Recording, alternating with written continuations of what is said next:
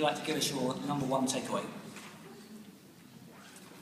My number one takeaway, right on the spot there, I haven't had a chance to really think about that. It probably shouldn't be one from LinkedIn, should it? There was an interesting comment this morning by a gentleman from Glassdoor, Christopher from Glassdoor, and it was around not being afraid of transparency and not being afraid of what you are, and it kind of maps into what we talk about in social and mobile. I think it's the power of everything is now in the people. It's in employees. They're going to tweet about it. They're going to talk about what it's like to work somewhere.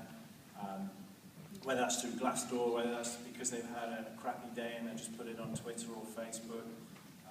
So all that branding piece that totally influences whether people come and work for you, whether people stay working for you, is actually in the power of the people. And you can't be afraid of social media because it's going to happen anyway. And I know organisations, even up till very recently, were sort of blocking use of LinkedIn and Facebook and things like that. And of course, everyone's just doing it on their phone if they can't do it on their work PC. Organisations need to embrace it, and they need to not be afraid of it. And the comment this morning was, that negative feedback is actually more useful than positive feedback. It helps you be constructive and move forward. And from LinkedIn point of view, very quickly?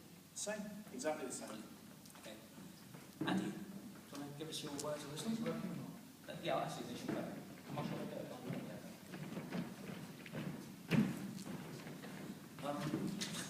I asked someone who was in the session earlier, I said, what's my one takeaway? And when the takeaway is, Google Plus, you'd be mad if you don't do it. That's it.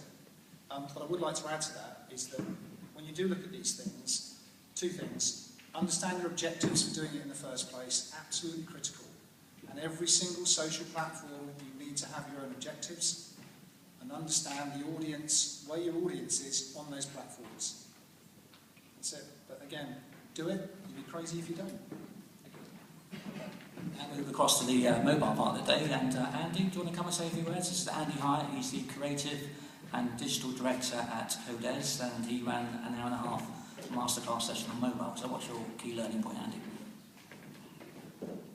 Right, key learning point. I think just one thing about today is we still have this tendency to divide everything up because it's easy for us. We have social media here, we have mobile here, and we have... It's all one. Stop kidding yourselves. It's all one. It's difficult, and my one piece of advice to everyone is stop looking for the easy answer. Just find an agency or an organisation or people you can work with who can help you get to the answer you need. Don't retrofit what they're saying into kind of what you need to do. As Andy said, you have your own objectives.